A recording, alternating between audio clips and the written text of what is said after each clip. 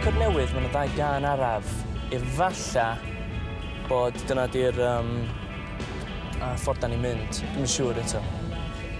Ond os o'n i'n meddwl, wneith o fynd o'r sort of thing, i allan pobl yn mynd wyll, i wbeth efallai dipyn bach mwy subtle.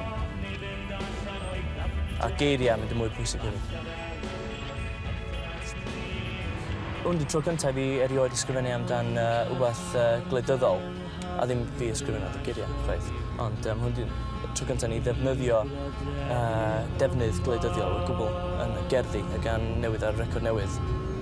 So os da chi eisiau clywed o, prynwch o, please. Sincere smile.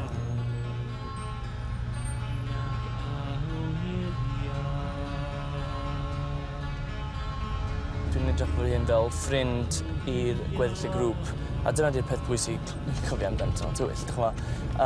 Be ydyn ni ydi grŵp o ffrindiau sydd ddim yn gerddorol iawn wedi trefnu grŵp jyst i ffeindio, dwi'n gwybod, merched neu showbiz neu beth bynnag.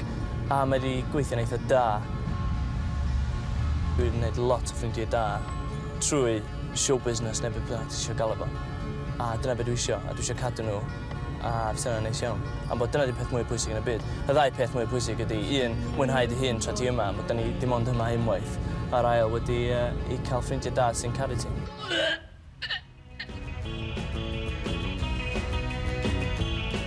Ar fan, mae'n bit odd pan maen nhw'n llicio pethau personol at y stage, fel Nickers a pethau. Mae'n gwneud fi teimlo fel Tom Jones neu Engelbert Humperdinck.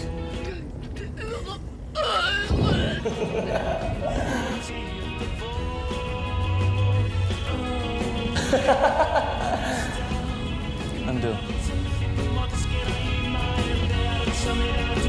Okay, ready? Okay, sports fans. We fydda I ar rocker. Oh, sorry. Take it again. Kids, we fydda I ar fideo naw. Heno. Heno? Hey, sports fans. We fydda I